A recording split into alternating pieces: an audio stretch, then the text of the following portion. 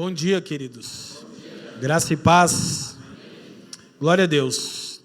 Privilégio de estarmos aqui mais uma vez no dia do Senhor para comungarmos, celebrarmos e também fortalecermos a nossa esperança na vinda gloriosa do Senhor. Queridos, então hoje damos continuidade à nossa nova série de mensagens que está intitulada Nova Era, as coisas do reino. Nós estamos trabalhando esse período pascal ou estação de Páscoa, que vai do domingo da ressurreição, até o domingo de Pentecostes. Como já bem lembrado pelo Leivson aqui na condução da liturgia, Páscoa não é apenas o feriado da paixão, mas é todo o período de 50 dias em que Cristo ressuscita dentre os mortos até a descida e o derramar do Espírito, 50 dias após isso, no dia de Pentecostes. Durante 40 dias, Cristo esteve aparecendo entre os discípulos, comungando com ele e falando das coisas concernentes ao reino de Deus. Quero te encorajar a ouvir o sermão de domingo passado, já está disponível nas plataformas digitais de áudio e vídeo, nas contas da FDQC, para que você possa estar por dentro daquilo que nós estamos trabalhando. Nós estamos afirmando que pertencemos à nova era. Por quê? Porque essa era presente é perversa e má e tem por Deus Satanás, como Paulo descreve em 2 Coríntios. Mas a era do reino de Deus é a nova e vindoura era. Amém? Então, semana passada, o nosso tema foi o reino de Deus, ok? E nessa semana, o nosso tema agora é o poder da ressurreição. Vamos dizer juntos? Mais uma vez, o poder da ressurreição. Então nós queremos falar sobre a doutrina da ressurreição e suas implicações para a vida prática dos filhos de Deus. Nós vamos fazer da seguinte maneira, nós vamos ler 4 porções das Escrituras nesse domingo. Nós vamos então discorrer e trazer as aplicações sobre essas 4 porções. Nossa primeira porção é Carta de Paulo aos Efésios, capítulo 1, versículo 18 ao 21. Carta de Paulo aos Efésios, capítulo 1, verso 18 ao 21. Embora sempre fazemos uso da tecnologia, não abra mão de usar as Escrituras nesse formato em papel e aprender também a manejá-las bem, a encontrar os livros. Isso só tende a enriquecer você em todos os sentidos. Efésios capítulo 1, versículo 18 em diante diz: oro também para que os olhos do coração de vocês sejam iluminados, a fim de que vocês conheçam, digam comigo, a esperança para a qual ele os chamou, as riquezas, só até aqui, da gloriosa herança dele nos santos e leiam comigo, incomparável grandeza do seu poder para conosco, os que cremos, conforme a atuação da sua poderosa força. Esse poder ele exerceu em Cristo, ressuscitando dos mortos e fazendo-o assentar-se à sua direita nas regiões celestiais, acima de todo governo e autoridade, poder e domínio, e de todo nome que se possa nomear, não apenas nesta era, mas também na era que há de vir. Amém? Essa é a primeira porção da palavra de Deus para nós nessa manhã. Oremos, curve sua cabeça. Pai, te damos graças uma vez mais nessa manhã. Adoramos e celebramos o nome de Cristo que já está erguido acima de todo nome. Nós pedimos que você nos abençoe e nos presenteie com o espírito de sabedoria e de revelação, a fim de que os nossos olhos sejam iluminados, como lemos a Escritura nessa manhã, e possamos compreender a real esperança da nossa vocação, suas riquezas e a incomparável grandeza do seu poder, o poder da ressurreição. Eu te peço, Pai, que você faça cessar as muitas distrações e inquietações da nossa alma, a fim de que possamos absorver toda a instrução do seu Espírito mediante a sua palavra e todo o culto público, e que nada aqui se perca, Pai, mas tudo seja para a glória do teu nome, pelos interesses de Cristo e para o bem do mundo. Nós oramos assim, e todos aqueles que creem digam amém. Então, nessas 4 porções que nós vamos observar, a primeira é essa oração escrita de Paulo pelos santos que estavam em Éfeso. De fato, quando nós olhamos os textos do apóstolo Paulo, nós temos que olhar de maneira muito atenta para conseguir distinguir quando Paulo está orando, quando Paulo está ensinando doutrina, quando Paulo está erguendo hinos de louvores a Deus. Tem hora que você olha para o texto e você diz, ele já começou a ensinar, isso ainda é o hino de louvor ou ele está orando? Porque de fato se mistura oração, doxologia e doutrina, e isso de fato é maravilhoso. Mas Paulo diz que orava incessantemente pelos efésios, e isso se estende a nós, e a oração era para que eles tivessem os olhos iluminados e pudessem conhecer, primeiro, a esperança. Diga comigo, conhecer a esperança. Ele diz, para a qual fomos chamados, e ele segue, as riquezas da gloriosa herança dele nos santos. Diga comigo, as riquezas. E ele diz, e a incomparável grandeza do seu poder. Repete comigo. Então esses são os 3 alvos da oração apostólica. Agora eu quero que você sempre lembre-se disso. Se você tem o apóstolo Paulo, o maior apóstolo da história do cristianismo, um dos homens, se não o que mais teve compreensão sobre o eterno propósito de Deus e sobre qual é a razão da existência da igreja e o destino final da igreja. Se você tem um homem dessa envergadura orando sempre a mesma coisa, você precisa entender que isso é essencial para você, para mim, para a saúde da igreja, o corpo de Cristo, amém? E ele então ora para que eles conheçam a esperança, as riquezas e a incomparável grandeza do seu poder, que é o nosso foco agora. E ele diz então, no próximo versículo 20, este poder que é incomparável grandeza do seu poder. Esse poder que é incomparável é o poder da ressurreição. Diga comigo, o poder da ressurreição. Então preste atenção, a maior demonstração de poder em todos os atos redentores de Deus é a ressurreição. Então, quando Deus desejou demonstrar a eficácia do seu poder, ele levantou o seu filho dentre os mortos para viver eternamente em um corpo físico, glorificado, porém físico. Preste muita atenção, vou repetir isso. A maior demonstração de poder nos atos redentores de Deus é a ressurreição de Cristo.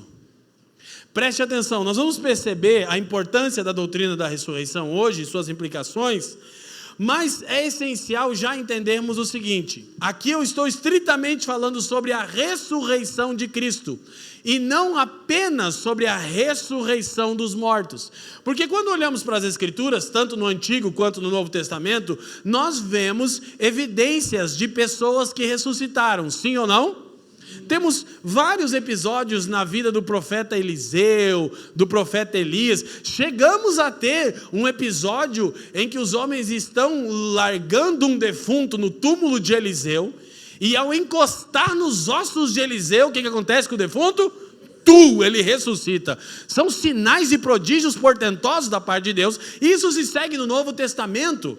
Nós temos tanto Cristo ressuscitando os mortos, como o filho da viúva de Naim, como Lázaro, e nós temos os apóstolos também ressuscitando mortos, como quando Pedro ressuscita Dorcas, Paulo ressuscita aquele rapaz que dormiu na janela, o Eutico, quem lembra? Mas aqui eu estou falando da ressurreição de Cristo, e já já vamos perceber. Então, de novo, a maior demonstração do poder de Deus em todos os seus atos redentores é a ressurreição de Cristo. Isso é central para a fé cristã. É tanto central entendermos o conceito em si, a doutrina em si, porque crer é também pensar. Repita comigo. Então há cristãos que estão sucumbindo ao pragmatismo do zeitgeist desse tempo, do espírito do tempo, que quando são levados ou desafiados a pensar de maneira mais reflexiva, já não consigo entender. Não, querido, é que você já sucumbiu ao pragmatismo. Você fica muito tempo no TikTok, está corroendo o seu cérebro e te emburrecendo.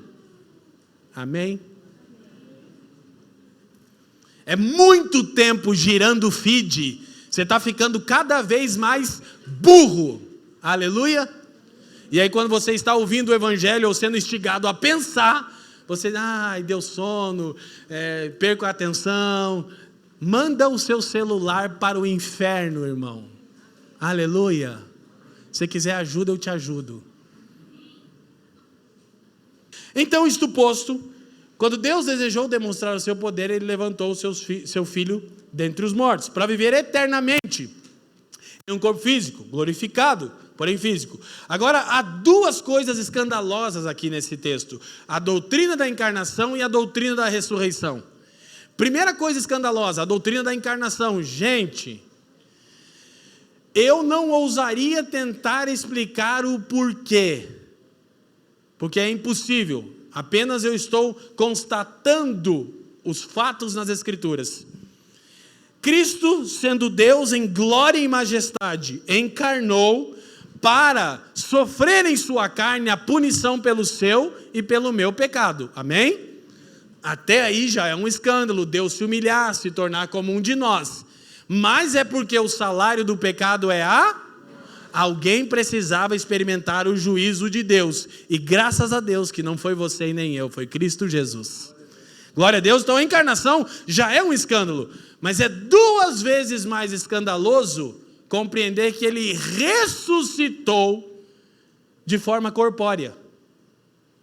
E está à destra de Deus, na majestade das alturas, com um corpo físico. E estará assim por toda a eternidade.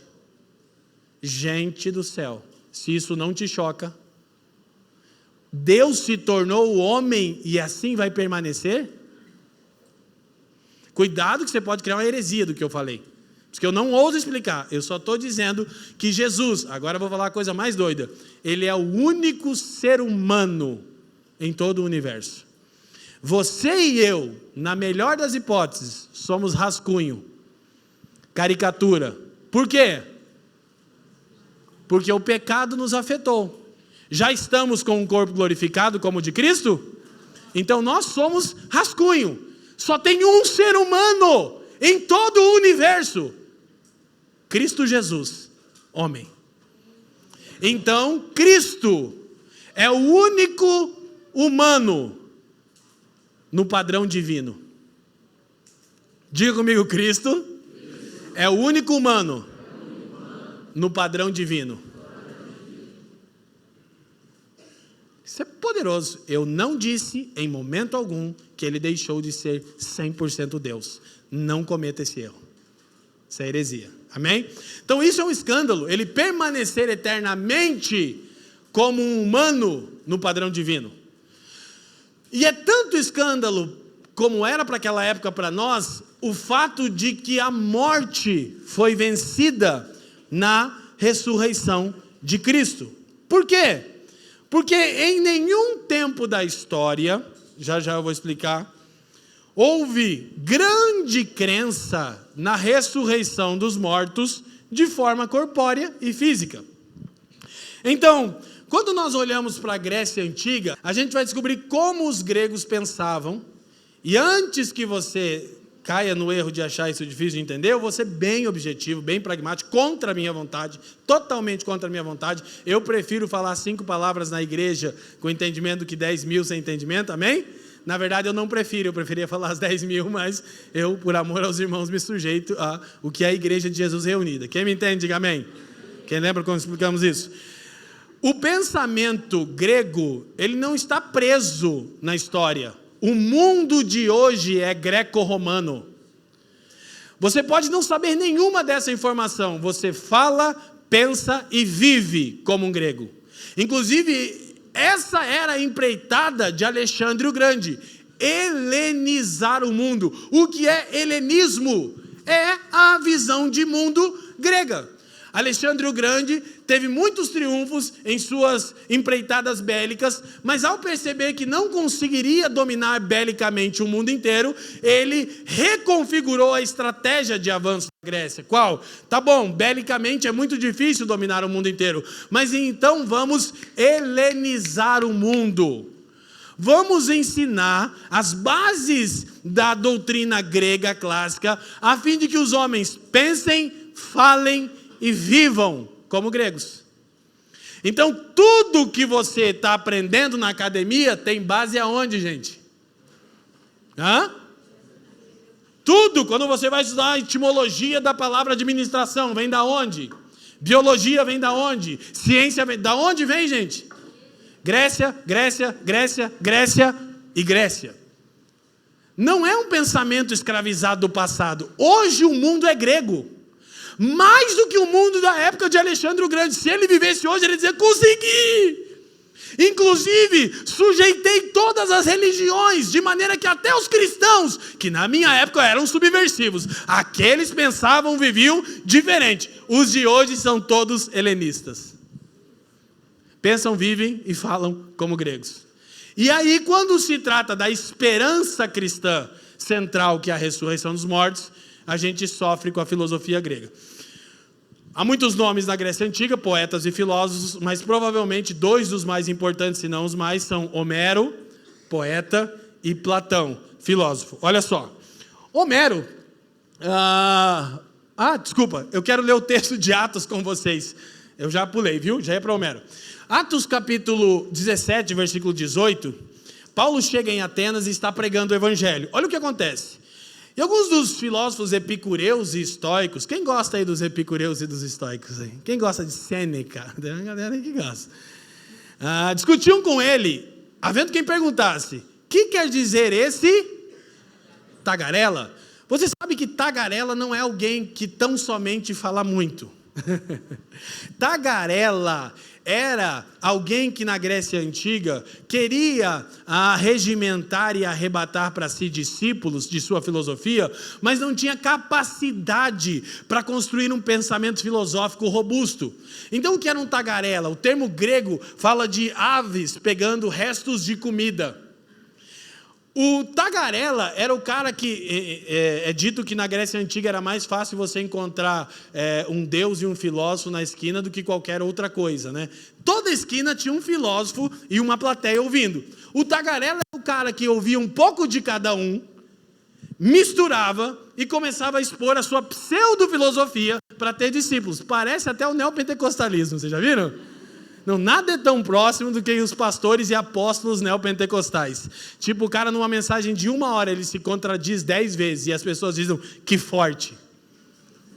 Você vê o seguinte, uma coisa é clara quando eu escuto a maioria dos apóstolos do Brasil, eles não leem as escrituras, são ignorantes, só falam baboseira, são tagarelas. Então, os gregos que eram acostumados com coisas novas e com falácias, Paulo começou a pregar na Atenas e ele disse, você é maluco, o que esse cara está falando, cara? Isso é um tagarela. Outros diziam, parece pregador de deuses estranhos, não de Deus. Aí Lucas diziam isso porque Paulo pregava, leiam comigo família, Jesus e a ressurreição. Eles achavam que ressurreição era a mulher de Jesus, que era um casal de deuses. Eles são assim. Aí como o grego é curioso, né? Assim como você, vida alheia na internet... Então eles tomaram Paulo consigo, levaram ele ao Areópago e disseram, podemos saber que nova doutrina é essa que você ensina? Olha, gente, até os gregos ficaram em choque com a doutrina da ressurreição. Falaram, cara, nós já ouvimos loucuras. Mas você está afirmando categoricamente que um homem morreu e ressuscitou corporeamente? Paulo diz sim. Não, então não queremos parar, porque a gente acha que você é louco dos brabo. Agora preste atenção como isso é um escândalo. Aí eles continuam, pois você nos traz aos ouvidos coisas estranhas. E queremos saber o que vem a ser isso. Gente, em todas as antigas religiões, existe algum tipo de crença de vida após a morte. Sabe por quê? Porque nenhuma religião, ideologia ou filosofia persiste se ela não trouxer no seu bojo alguma coisa que transcenda a existência agora. De acordo com os historiadores, Homero, o grande poeta da Grécia, que já vamos ver uma menção dele, morreu entre 29 e 30 anos. Tipo assim, se não tem nada depois, a vida não faz sentido, o mundo viraria uma loucura. Toda a sociedade que abandona qualquer tipo de crença no pós-morte, sucumbe à loucura. Porque as pessoas não têm razão de viver, quem está entendendo? Toda religião, ideologia ou filosofia precisa construir alguma coisa sobre pós-morte, para que você viva de acordo com os valores dessa possível religião, filosofia ou ideologia, quem está me entendendo? Então não era estranho vida pós-morte, o estranho era a vida corpórea após a morte. Quê? Não, isso aí a gente não ouviu. Existia uma religião que trazia isso em seu bojo, o judaísmo. Só que o judaísmo é a religião de pobre naquela época, restrito aos muros de Israel, porque os judeus se tornaram nacionalistas, achavam que a salvação era referente ao território de Israel. Então não tinha influência na Grécia, nunca ouvimos falar disso. E Paulo disse, então, eu quero anunciar a vocês o Deus desconhecido, o Deus que ressuscitou seu filho dentre os mortos, num corpo físico. Isso gerou assim um tumulto na Grécia antiga. Então preste atenção, uma vez mais, toda ideologia, religião, filosofia traz em seu bojo alguma crença no pós-morte. Nenhuma, com exceção do judaísmo e agora do cristianismo, afirmava vida corpórea depois da morte. Era escandaloso e absurdo. Então, os poemas de Homero, dos quais os mais conhecidos são... Olha, são... Ai, que beleza! Ilíada e Odisseia.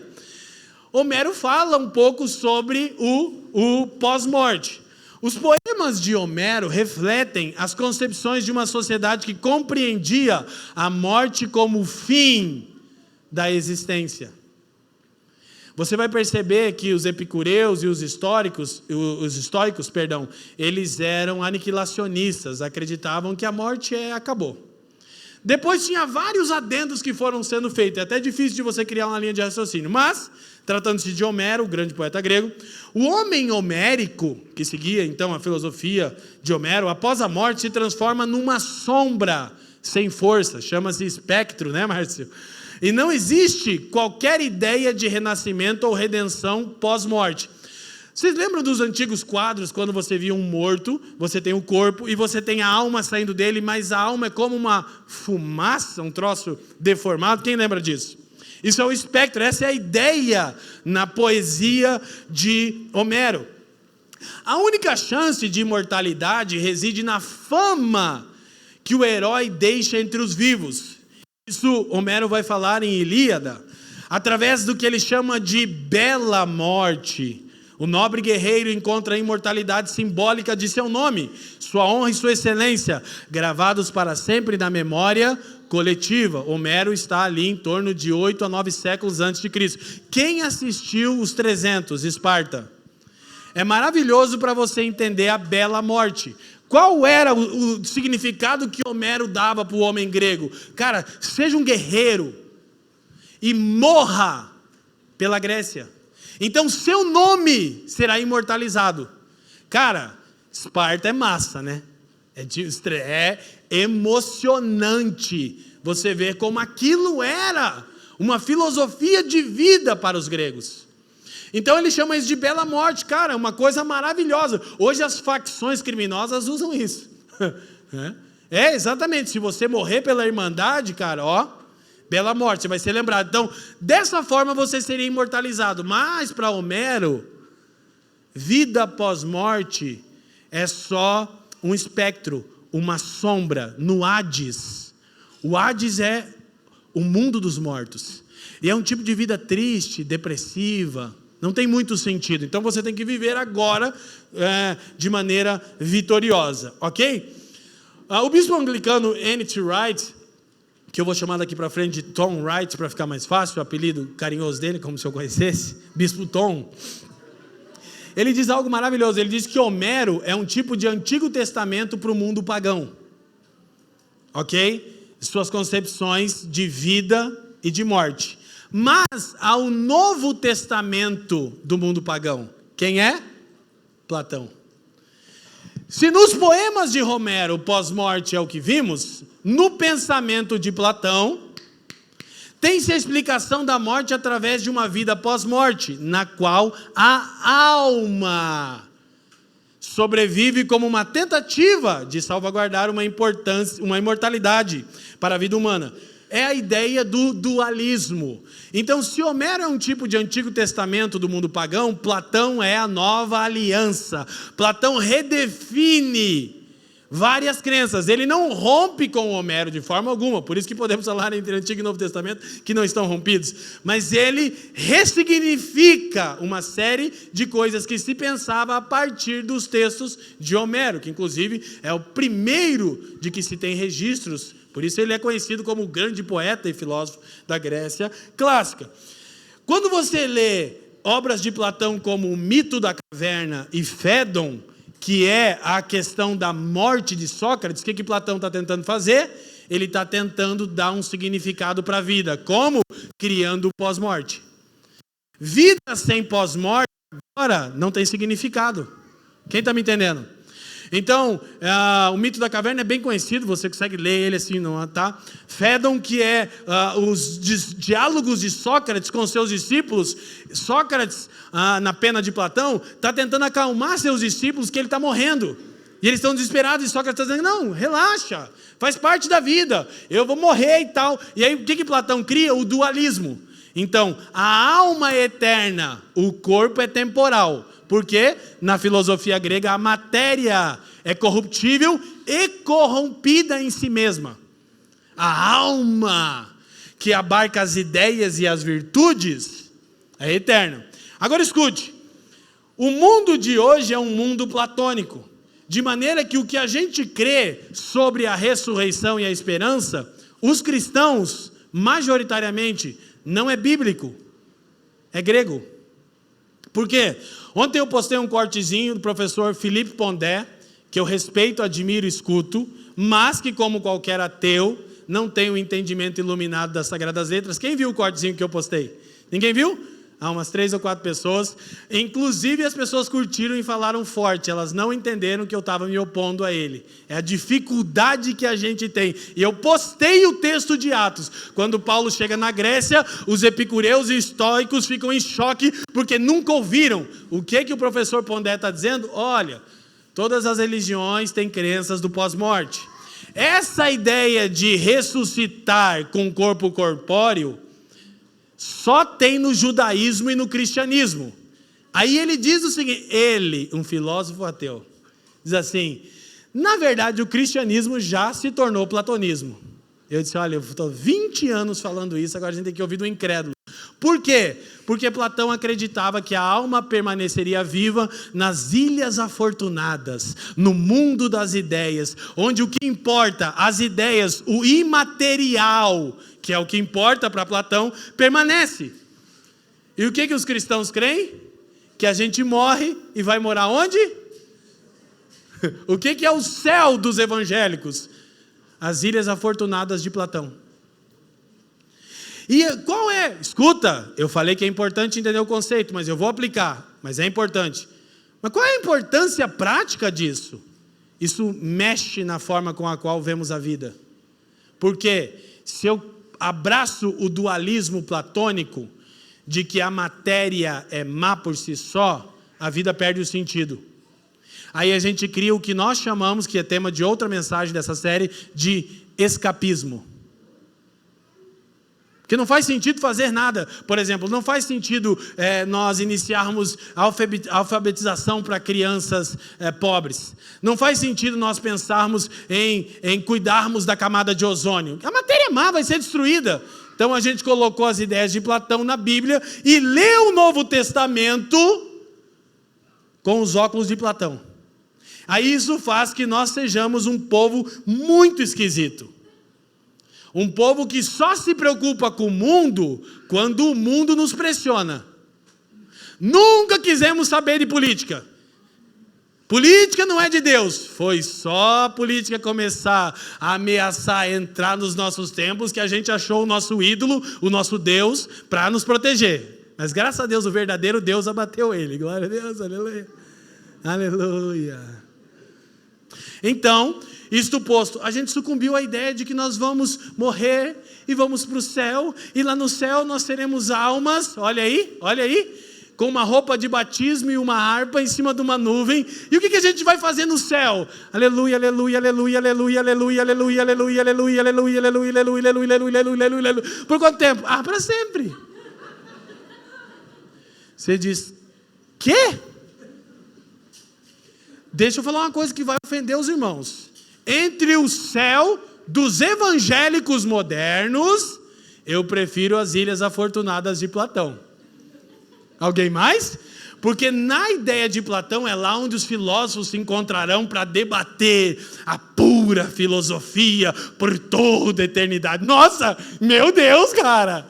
Muito mais legal. Aleluia, aleluia, aleluia, aleluia, aleluia, aleluia, aleluia, aleluia, aleluia. Glória a Deus, glória a Deus, aleluia, aleluia, aleluia. Tá maluco, gente? Quem está me entendendo? Isso é alienação, rapaz. Agora escuta, não apenas crer errado é não crer no Evangelho, vai te levar a viver de maneira equivocada. Por quê? Porque a matéria perde o valor que ela tem no plano de Deus. E aí crente é chucro, burro, brega, feio, desinteressado. Quem está me entendendo? Aí o mundo é que se exploda. Ainda bem que eu vou morar no céu. Que se exploda essa jabirasca toda aqui. Quem está me entendendo? Diga aleluia. Então, gente, nós queremos muito mais no platonismo do que no Evangelho. Mas o trabalho nosso tem sido trazer a fé da igreja para as Escrituras. Quem me entende? Diga amém. Então, nosso terceiro texto bíblico dessa manhã, 1 Coríntios capítulo 15, versículo de 1 a 4. É todo o capítulo de 1 a 58. Anota se você quiser para ler em casa. Irmãos, quero lembrar-lhes o evangelho que lhes preguei, o qual vocês receberam e no qual estão firmes. Ouçam, por meio deste evangelho vocês são. Se você altera o evangelho, já não é o evangelho. Se não é o evangelho, você não é. Paulo diz, irmãos, eu quero lembrar vocês que evangelho que eu prego. E este evangelho que eu prego salva. Os outros evangelhos de Homero, de Platão, não salvam. O evangelho de Marx não salva. O evangelho de Adam Smith não salva.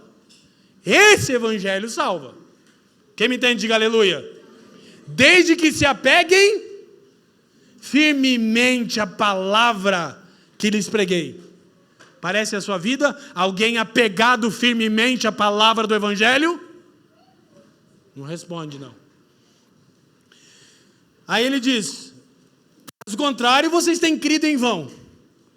Pois o que primeiramente lhes transmiti foi o que recebi. Olha como Paulo resume o evangelho. Que Cristo morreu pelos nossos pecados, segundo as Escrituras. Foi sepultado e ressuscitou ao terceiro dia, segundo as Escrituras. O que é o evangelho? Cristo morreu pelos nossos pecados. Cristo ressuscitou em um corpo glorificado. Esse é o evangelho que salva. Então, prestem atenção para que a gente possa avançar. 1 Coríntios 15 é o maior capítulo de todas as epístolas paulinas. Tem 58 versículos. Agora escuta, 1 Coríntios 15, 58 versículos, o maior capítulo de todas as epístolas paulinas. Trata do quê? Da ressurreição dos mortos. Agora escuta, se o maior apóstolo do cristianismo, em seu maior capítulo de todas as suas epístolas, trata da ressurreição, qual é o lugar da ressurreição no evangelho e na vida do povo de Deus? A base central. O quanto você sabe da doutrina da ressurreição, o quanto você já estudou na Bíblia, vocês que vieram de outras igrejas, quantas vezes ouviram sermões sobre a ressurreição? O que vocês ouviram é: Jesus ressuscitou! Amém? Isso é verdade. Mas nós tornamos isso uma doutrina periférica. Agora escuta, aí Paulo diz: olha, se apeguem firmemente a este evangelho que salva, senão será como ter crido em vão. Aí ele vai passar a muitas evidências. O estudioso Leon Morris diz: Paulo está introduzindo a base de sustentação do evangelho, a ressurreição. Por isso, deixa claras as evidências incontestáveis deste fato. Olha só, lembra? Presta bastante atenção. Paulo começa a listar as evidências da ressurreição. Ele diz: olha, Cristo ressurreto apareceu a Pedro, apareceu aos 12, apareceu a 2 discípulos do caminho, depois apareceu aos 12 de novo, porque quando apareceu a 12 era 11, quem que não estava na primeira aparição? Tomé. Depois ele aparece de novo para Tomé. Olha a misericórdia do Senhor. Isso aqui tem muito ensinamento. Mas enfim, aparece a mais de 500 irmãos de uma só vez, e aí Paulo diz: e por fim apareceu a mim. Ele coloca as aparições de Cristo aos apóstolos no mesmo pé da aparição de Damasco. Escuta, na estrada de Damasco, Jesus não era um fantasma. Quando disse: Saulo, Saulo, era Jesus corporeamente. Pá! Apareceu do nada na frente do Paulo. Por que você me persegue? Tanto que ele ficou cego, porque ele viu Jesus em glória. E o outro insight que você tem disso é a transfiguração. Não é completamente em glória, agora é em glória. Na transfiguração diz que as vestes de Jesus ficaram tão brancas que nenhum lavadeiro em toda a terra poderia deixar. Mas quando ele aparece a Paulo em Atos 9, na estrada de Damasco, corporealmente, Paulo não tem como não crer. Ele diz: ele apareceu corporeamente a mim. Então olha só, presta atenção. Paulo vai resumir o evangelho. Eu quero fazer isso também com vocês. Mas eu quero que você leia o texto em casa. Leiam todos comigo junto, família. 1, 2, 3. Em sua morte, Cristo perdoou pecados e destronou o diabo. E por sua ressurreição, Cristo destruiu a morte. De acordo com o que Paulo vai expor no capítulo 15, todo que eu não vou, os inimigos de Deus são o pecado, o diabo e a morte. E Paulo está afirmando que em sua morte, Cristo perdoou os pecados e destronou Satanás.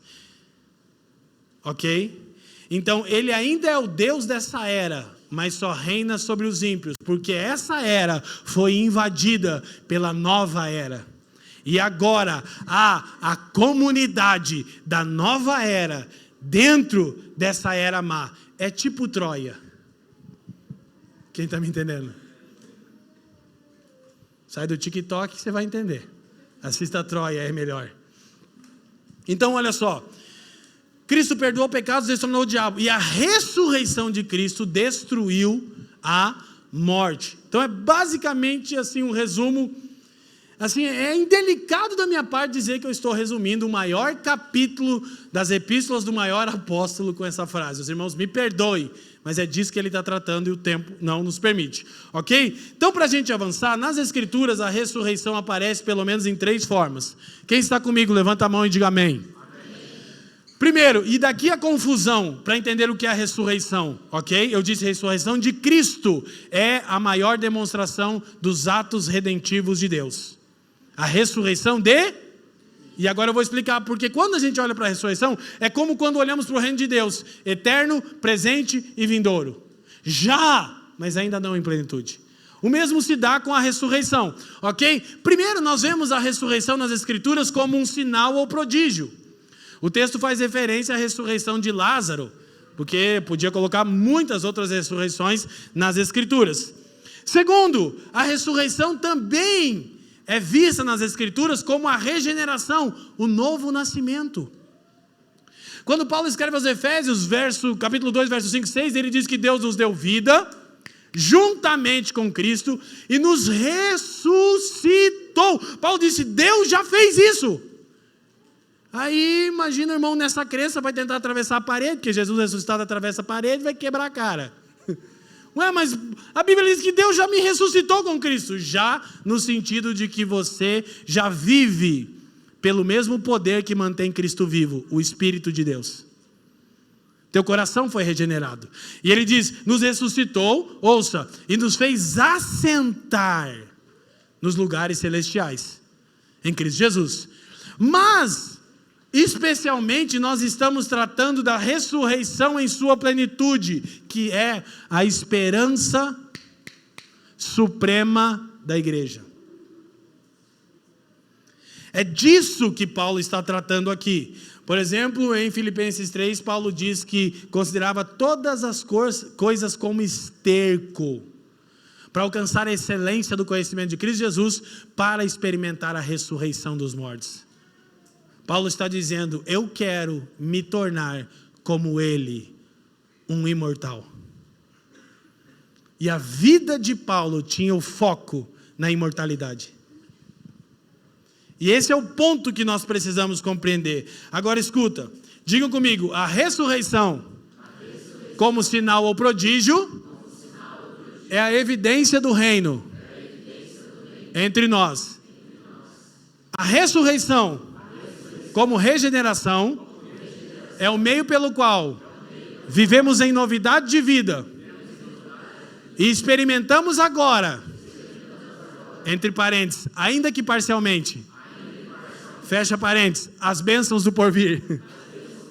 A ressurreição, como esperança suprema da igreja, é a conclusão da missão central do reino de Deus, a destruição completa do mal. Aleluia. Essa é a nossa suprema esperança. E vamos já perceber as aplicações e implicações disso.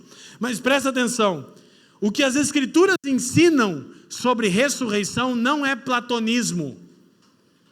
Ok? Nas palavras do bispo Tom Wright, no livro Surpreendido pela Esperança, ele diz o seguinte, nas Escrituras, ressurreição é, vamos ler juntos? Vida após a vida, após a morte. Essa questão é tão profunda e filosófica, que eu sempre lembro, que um dia gastei uma viagem inteira explicando isso para a Fran. Só a frase. Ressurreição é vida, após a morte. Ela dizia, não entendo. Vamos lá, amor. Porque é uma coisa, é simples, quando encaixa é simples, mas de cara sou estranho, não sou? Gente, presta atenção, essa é a esperança cristã, olha só.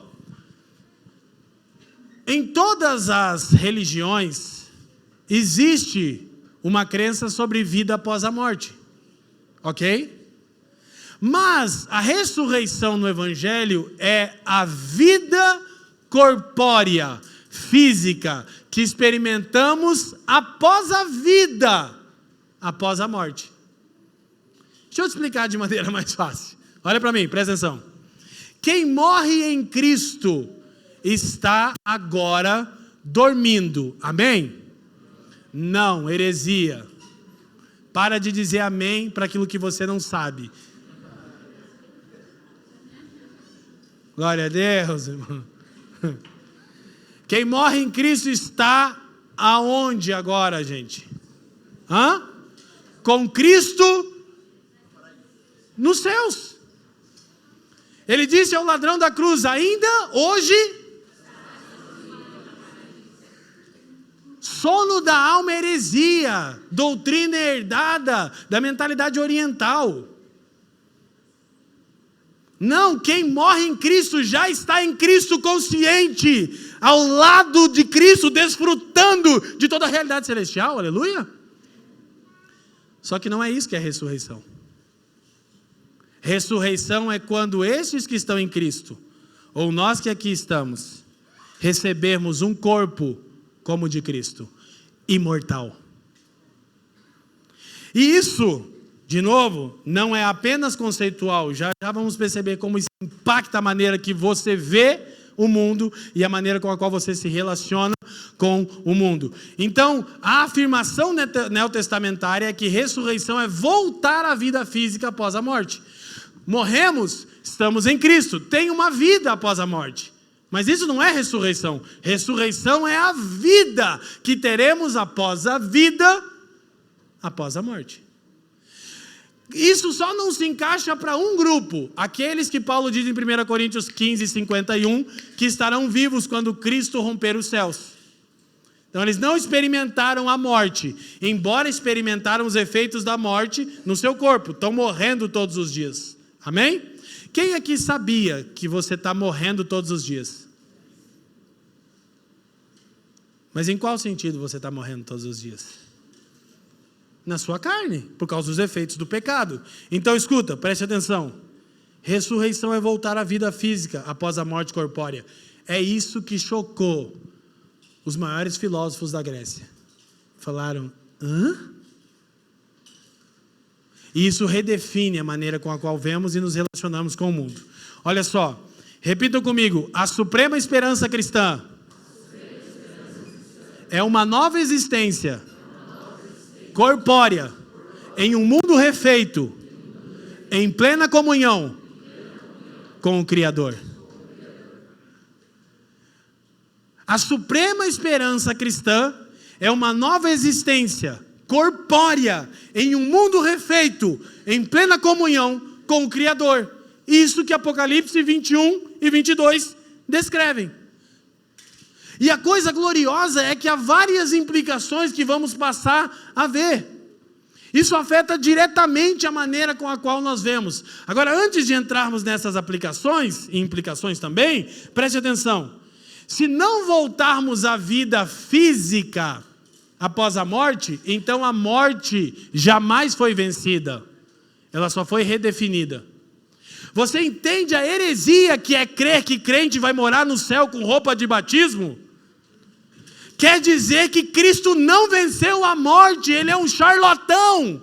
E um Cristo não ressuscitado é um Cristo condenado por Deus. Que terrível seria! É um outro Cristo, portanto um outro evangelho. Esse evangelho não salva e não reorienta a vida no mundo. Por isso que os crentes são esse povo feio, brega, estranho, esquisito e desinteressado. Porque eles desprezam o que sustenta a mensagem do Evangelho, que a matéria é importante para Deus.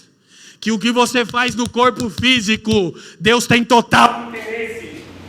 Que a maneira com a qual lidamos com o mundo, o que você faz com o lixo da sua casa, ou honra ou desonra o Evangelho. A maneira que você cuida das ruas da sua cidade, ou honra ou desonra o Evangelho. Quem está me entendendo? Então, se de fato vivêssemos a partir da compreensão da ressurreição, todo lugar onde houvesse cristãos seriam as melhores cidades para se viver. Curiosamente, o Brasil é o país que no mundo tem mais evangélico. É tão bom viver no Brasil, né?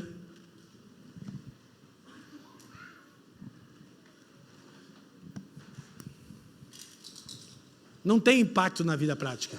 Por quê? Porque cremos em platonismo. Eu quero que você entenda a abrangência da ressurreição a ponto de amanhã comprar um saco de lixo azul e separar o seu lixo para glorificar a Deus. E lembre daquele antigo louvor para todo bom curitibano: lixo que não é lixo.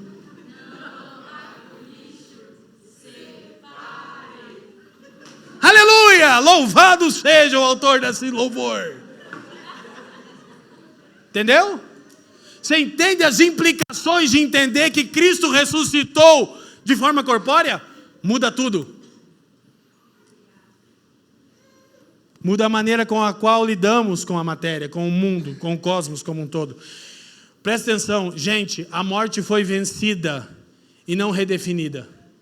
Se não tivermos vida corpórea, então a morte é o maior poder e não o Deus Criador. Mas as Escrituras dizem: onde está, ó morte, o teu aguilhão? 1 Coríntios 15, Paulo diz: tragada foi a morte pela vitória de Cristo. E isso vai afetar diretamente a nossa forma de viver. Agora escuta, a tão temida morte é agora para os cristãos como um descanso temporário. Quando Paulo fala dos cristãos dormirem em Cristo, ele não está sustentando doutrina de sono da alma.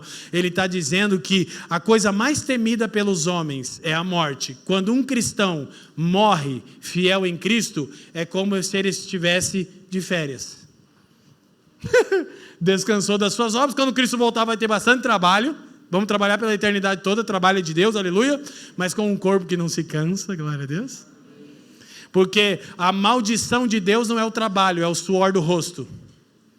A bênção de Deus é trabalhar sem suar. Quem está me entendendo? Isso é nova criação.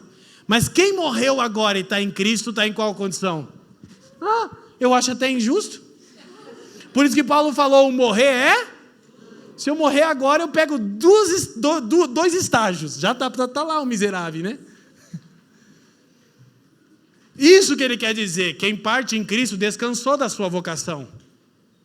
Está esperando receber um novo corpo e começar a trabalhar de verdade. Diga aleluia. O céu não é um lugar onde você vai ficar numa rede balançando. Meu rei. Nada contra. Uma piadinha. Então presta atenção, para encerrarmos. Aplicações práticas. Nós não vamos ler o texto, que a gente leu 3 e vamos encerrar com 1. Em Marcos 16, de 1 a 20, registra a ressurreição de Cristo. Pastor Fabiano Crenque já fez a exposição no domingo da Paixão. Então eu quero só extrair algumas verdades práticas para concluirmos. Primeira coisa, a ressurreição muda a maneira de vermos o mundo. Olhe para mim. O reino de Deus, a nova era que invadiu a presente era, por meio da ressurreição de Cristo, é subversivo. Diga comigo, mudança de reino implica em mudança de princípios. Eu não consigo entender alguém que diz que pertence ao reino de Deus e vive como essa era presente. O que ele ama? Dinheiro. Onde ele gasta toda a força dele? Atrás de dinheiro. O que deixa ele feliz? Dinheiro. E ele diz que pertence ao reino de Deus. Difícil. Muito difícil. Quem é o Deus dele? Ele mesmo. O desafio de entender que somos a comunidade da nova era é que mudança de reino implica em mudança de princípios. Então eu não consigo crer, por mais que Deus prospere largamente um cristão, e isso é bom, e que aconteça com muitos de nós, se Deus desejar, e se trabalharmos para tal, amém? Eu nunca vou entender um cristão torrando dinheiro sem sentido. E a discussão é sempre... Eu até acho que é muito difícil a gente um dia ter algum milionário aqui entre nós, porque ele não suportaria ouvindo eu dizer que ter um carro de 500 mil significa que o seu coração está desviado. Mas é que eu ganho 10 milhões por mês. Você não sabe o que fazer com o dinheiro? Passa para cá. Não, que a gente sabe. O reino de Deus tem que avançar nas nações. Quem está me entendendo? Eu estou falando agora, não pega a métrica do brasileiro. O brasileiro aprendeu a viver na miséria. E acha que o cara ter um bom carro, uma boa casa, poder levar a esposa para jantar toda semana é esbanjar. Não, querido, sai dessa. Essa minha mensagem é evangelho, não socialismo. Agora, tem coisas e coisas. E aí os irmãos precisam me ajudar. A Bíblia que eu leio não compreende essas coisas. Quem está me entendendo? Então preste atenção. Lógico, do jeito que as coisas estão indo, né? Daqui a pouco o quid está 500 conto, né? Daí fazer o quê? Não está por aí? Do jeito que as coisas vão. Brasil não é para amador, né, irmão? Então, primeira coisa que eu quero que vocês entendam, muda a maneira de a gente ver o mundo, porque a nova era de Deus é subversiva frente a essa era. Primeira coisa, os excluídos são privilegiados. Verso 9 diz que a primeira pessoa a quem o Cristo ressurreto apareceu foi uma mulher, que outrora tinha 7 demônios. Contudo, o testemunho das mulheres nem aparece em 1 Coríntios 15, porque Paulo, que não era machista, sabia que não adiantaria usar o testemunho das mulheres. Ele cria no testemunho delas, de fato ele cria, mas sabia que nenhuma pessoa da sociedade da época daria valor para o testemunho de uma mulher, que dirá de uma mulher que tinha 7 satanás no coro. Quem está me entendendo? Só que a nova era de Deus é tão subversiva que Jesus não apareceu primeiramente para Pedro. Ele não apareceu para César, o imperador da época. Ele não apareceu para nenhum político de alto escalão como Herodes ou Pôncio Pilatos. Ele apareceu para uma mulher desprezada pela sociedade. Porque no reino de Deus, por meio da ressurreição, o novo mundo de Deus invade o presente mundo e demonstra que os excluídos são privilegiados. E eu quero especialmente falar às mulheres. Vocês são escolhidas para proclamarem o evangelho da ressurreição. Por isso, sim, na ordem de Deus, na família e na igreja, há papéis e posições distintas para homens e mulheres. Sim, ninguém jamais deveria proibir uma mulher de proclamar o evangelho. Antes deveria encorajá-la. Quem está me entendendo? Porque o Cristo ressurreto apareceu para uma mulher que outrora tinha 7 demônios. Deixa eu falar, olha bem para mim aqui, os homens em especial, todos os homens aqui. Nem por um segundo se dobrem ao machismo disfarçado de cristianismo. Amém? Homem bom não é homem que manda na mulher, é homem que se entrega por ela. E isso é o que diz Efésios capítulo 5, 22 a 30. Dias atrás eu vi um senhorzinho, que vocês veem o vídeo dele, tadinho, eu sei que ama a Deus, é sério, lá das Paraíba do Norte. Que é isso? Homem chega em casa, a mulher está limpando, ela grita, passa pelo corredor! E lá vai o molenga pelo corredor. Aí o velhinho, quase 80 e poucos anos, presidente de uma grande denominação no Brasil, começa a gritar, eu vou passar por cima, quem manda sou eu. Aí eu comentei assim, além de brega machista, não tem nada de evangelho. Aí a galera me destruiu, quem é você? Um ancião. Eu disse, um ancião louco, não me interessa que ele tem cabelo branco. Até porque eu pensei que no meu caso sou eu que estou passando pano, né?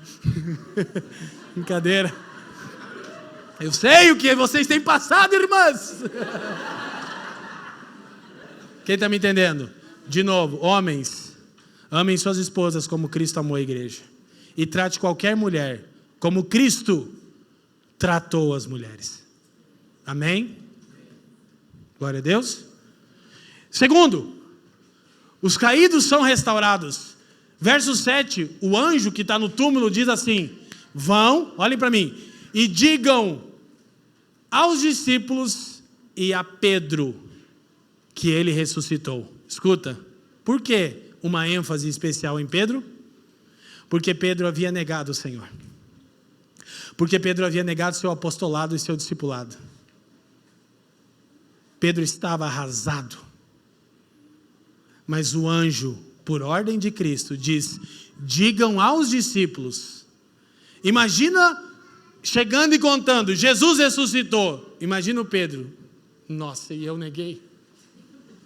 Não, cara, Jesus sabia o que aquela notícia causaria em Pedro. Podia ter tirado a própria vida como Judas, ao invés de se arrepender, consumido de remorso. Mas ele diz, digam aos discípulos e a Pedro. Chama Pedro pelo nome e diz, Pedro, ele vive. Porque na nova era de Deus, os caídos são restaurados. E quantos de nós negamos o Senhor? negamos o seu evangelho, negamos a nossa vocação e pensamos que não há mais esperança para nós. Porque por causa de escolhas não sábias e muitas vezes por causa dos nossos pecados, estamos agora em um momento de vida vergonhoso. Mas a boa notícia é que no reino de Deus, os caídos, os desertores, são levantados e restaurados e reposicionados ao seu lugar na obra de Deus. Porque por vezes nós estamos tão arrasados pelo nosso pecado e escolhas que desonram a Deus, que a primeira coisa que a gente pensa é: essa pode ser uma notícia boa para todo mundo, não é para mim, porque eu neguei o Senhor e o Evangelho. Mas o Senhor diz não. Escuta uma coisa maravilhosa. Tem só 2 registros nas Escrituras, no Novo Testamento, que usam uma palavra específica para fogueira. Só em 2 lugares no Novo Testamento. Primeiro, na fogueira onde Pedro negou Jesus. Segundo, na fogueira posterior à ressurreição, em João 21, onde Jesus diz: Pedro, me amas? E quantas vezes ele pergunta? Escuta, cara, Jesus sim era um terapeuta top. Para os psicólogos que acham que eu não gosto de psicologia, eu gosto assim. Jesus criou o mesmo ambiente para curar a psique de Pedro. E olha só, quando ele está na praia, os discípulos estão voltando em João 21, posterior à ressurreição. Eles veem um homem de longe que pergunta: filhos, tem aí algo de comer? Ele diz: não, pescamos a noite toda e não temos nada. E aí ele diz: joguem a rede do lado do barco. Aí João, que era mais sensível talvez, diz: Pedro, é o Senhor. E eles lançam a rede, 153 grandes peixes, e quando eles chegam na praia, sabe qual é a cena? Jesus assando um peixinho para eles, em especial para Pedro. Gente, fala a verdade. Pedro merecia arder no inferno pelos séculos dos séculos, amém, assim como você e como eu. Mas no reino do ressuscitado, os caídos, os desertores, os pecadores são levantados e restaurados pela misericórdia de Deus. Glória a Deus. Terceira aplicação prática das 5 para terminar: há um novo Gênesis. Por quê? Primeiro, porque todos esses eventos se dão no primeiro dia da semana. Presta atenção. Jesus ressuscita no primeiro dia da semana. Jesus aparece a João na ilha de Patmos no primeiro dia da semana. E por 2000 anos os cristãos se reúnem no primeiro dia da semana, o domingo. Por quê? Porque é o dia do Senhor. Família, ouçam de novo: domingo não é dia de descanso. Domingo é o dia do Senhor.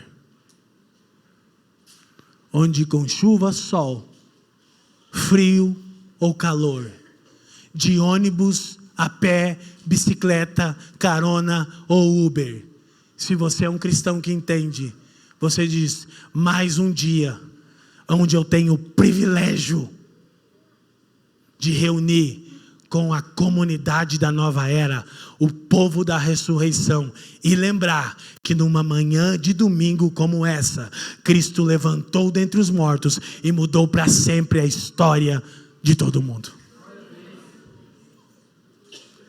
Domingo é o dia do Senhor. 2000 anos, todos os cristãos que entendem fazem isso.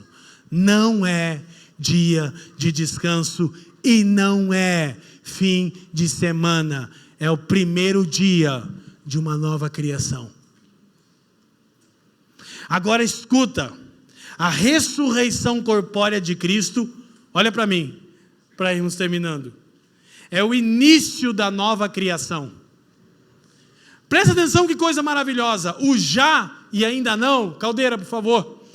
O já e ainda não, ouça, do reino de Deus que já está entre nós, mas ainda não em plenitude, se torna tangível, concreto, palpável, quando Cristo ressuscita dentre os mortos. Olha que coisa poderosa.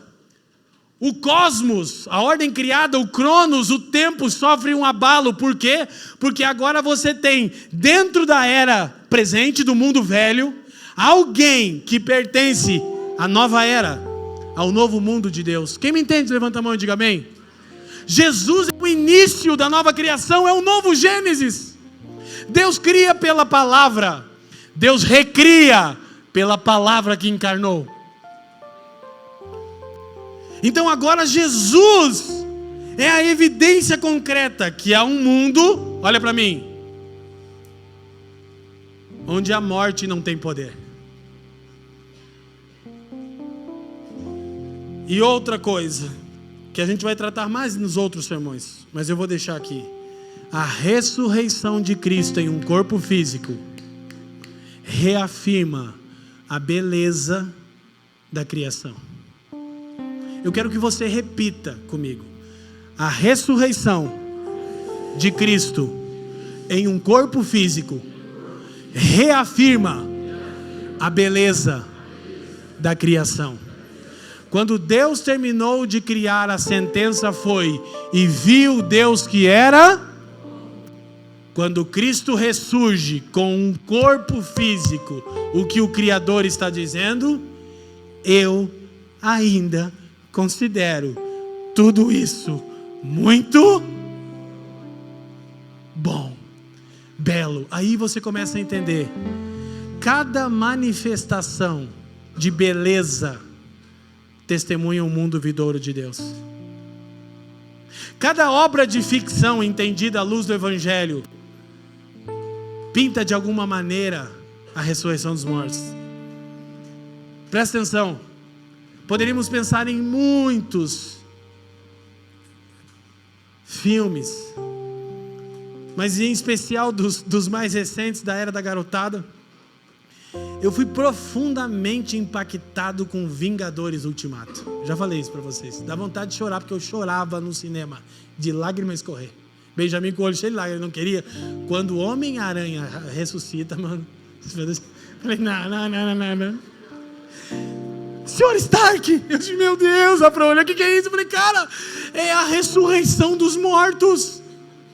Gente, escuta, como o cinema toca, te leva, a arte, a ficção consegue comunicar uma coisa conosco. Quando você olha o quadro final dos Vingadores, a ideia é tipo assim, cara, não deu, nós tentamos, e o legal é isso, todos eles deram o máximo, aqueles heróis, mas o fim era iminente. Há tantos princípios, o mais soberbo dentre eles, Tony Stark, se torna o mais humilde, o cara que pede perdão. Não, meu Deus do céu, eu estava no cinema, vocês não estão vendo? Vocês não estão entendendo? Cara, quando começa a abrir aqueles portais, cara, e bom, Wakanda Forever, Nova Jerusalém. Não, gente, eu não sei se vocês riem, porque vocês acham que eu estou forçando. É tudo isso que eu vejo. Não é que eu estou forçando, eu só vejo a imortalidade. Eu digo, bendito é o nome de Jesus. Que coisa poderosa. E o filho, o bem com os olhos cheios de lágrimas, disse, filho, você está vendo? Um dia, o Vovade, que você não conheceu, mas que creu no Senhor, virá como Homem-Aranha. Aleluia. Por isso que eu já disse que na ressurreição dos mortos eu quero ser o Wolverine. Porque eu sou alguém em constante crise com a minha existência. Mas eu vivo intensamente para descobrir a razão de eu estar aqui. É um troço Wolverine. Doideira. Eu sempre digo para Fran, nada menos do que tudo. Quem está me entendendo? E quantos amados que virão em glória com Cristo naquele dia? Quantas pessoas que amamos e que partiram para o Senhor? E aquela que não partiram no Senhor, pastor, a gente vai lembrar assim. Então o céu não vai ser tão bom assim, né? A vida eterna como um todo vai. Porque embora eu não sei te explicar isso, porque a Bíblia não explica, a Bíblia só diz que é o próprio Deus que enxugará dos seus olhos a lágrima. E diz que não existirá mais morte, nem choro, nem dor. Irmãos, a ressurreição de Cristo muda a maneira que a gente vê a vida. Muda porque ela reafirma a beleza da criação e viu Deus que era bom. Então faz com que você lide com as pessoas de outra forma. Faz com que você lide com a criação de outra forma. Faz com que você limpe o seu quintal de outro jeito.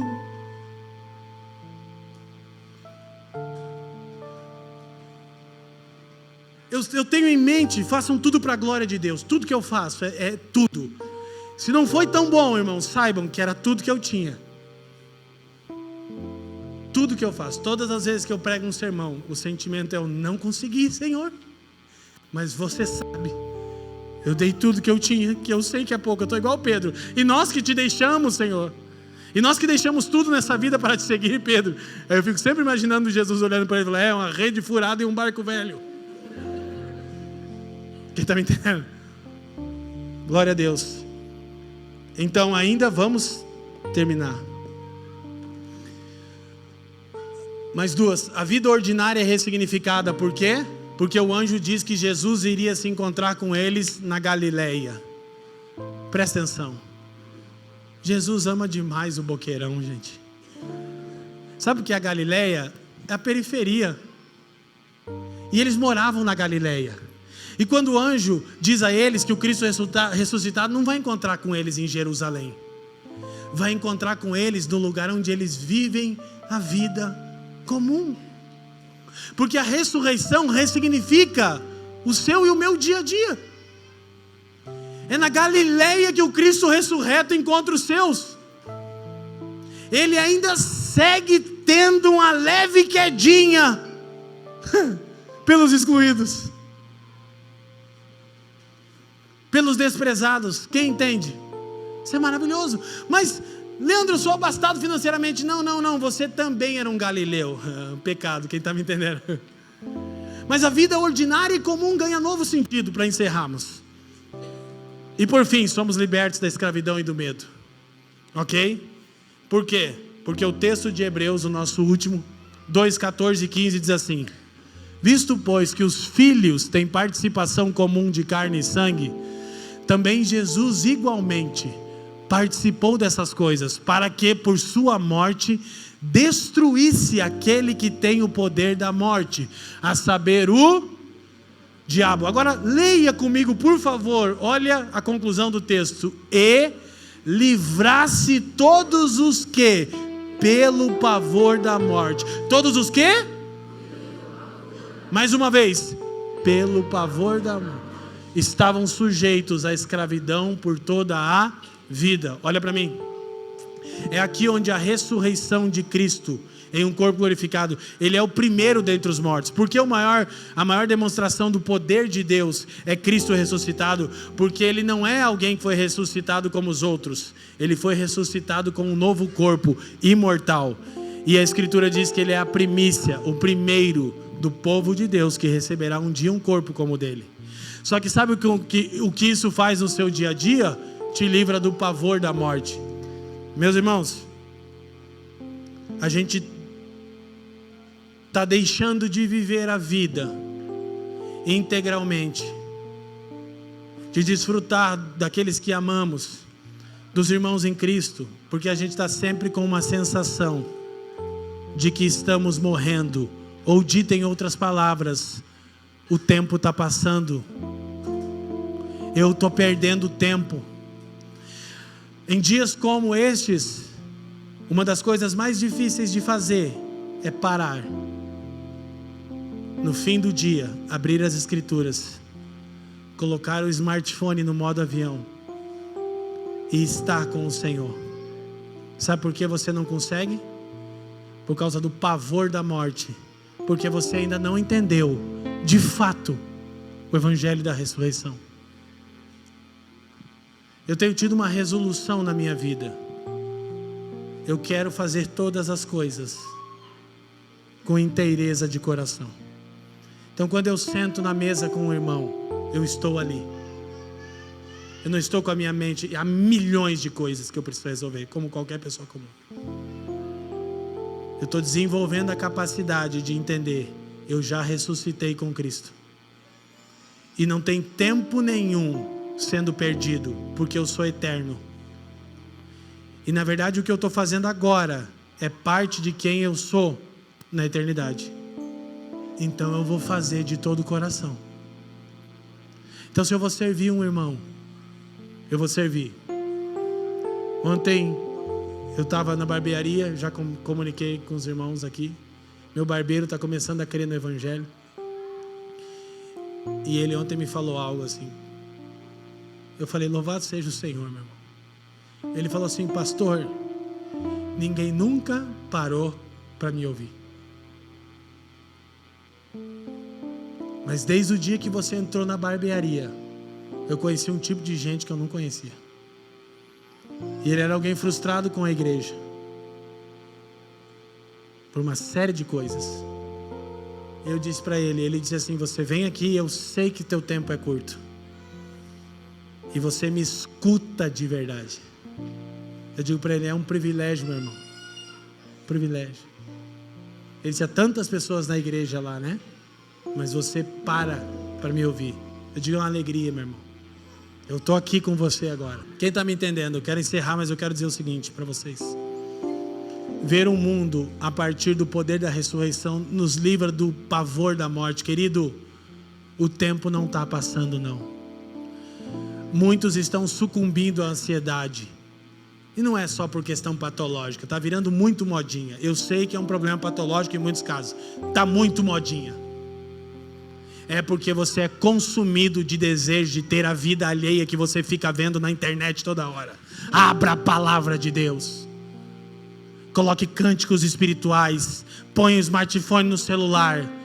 E diga, agora não. Tão difícil, né? A coisa mais ordinária para os cristãos é quase impossível para você. Mas eu quero que isso mude. Eu quero dizer, o tempo não está passando. E não, tempo não é dinheiro. Cristo ressuscitou dentre os mortos. E nós já somos eternos. Se nós morrermos antes do retorno de Cristo, estamos no lucro. Estaremos imediatamente com Ele. E se vermos Cristo rompendo os céus, então tudo terá valor e sentido. Cada conversa, cada mesa, cada oferta, tudo faz sentido. Quem está me entendendo? Bendito seja o nome do Senhor. Curva a sua cabeça. Pai, te damos graças uma vez mais nessa manhã, praticamente já tarde. Obrigado porque estamos aqui naquilo que ao longo de 2 milênios é chamado de o dia do Senhor.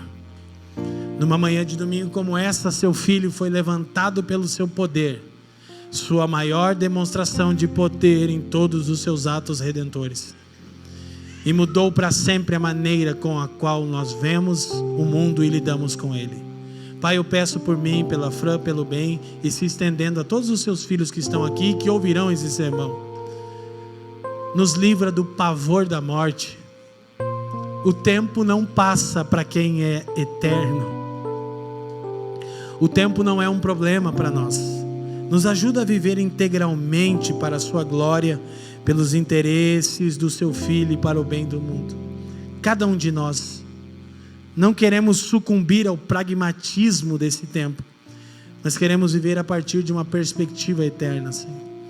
Eu te peço, e só podemos fazer tudo isso porque Cristo morreu pelos nossos pecados, e nós cremos nisso. Bendito é o seu nome. Eu peço que você trabalhe no coração daqueles que estão sendo consumidos de ansiedade, independente da natureza dessa ansiedade. Se é patológica, que haja cura biológica. Se é emocional, que haja cura da alma pela pregação do Evangelho. Livra-nos da tirania do tempo. Livra-nos da tirania do urgente, Senhor. Seu povo vive por outro relógio e por outro calendário. Senhor, leva-nos a investir naquilo que é eterno, pessoas. Leva-nos a gastarmos o tempo devido com nossos cônjuges, filhos, amigos, pais, mães, irmãos, aos domésticos da fé, à igreja local, que possamos cada vez mais aprender a valorizar essa santa convocação aqui. Nós te pedimos, faça isso no precioso nome de Jesus.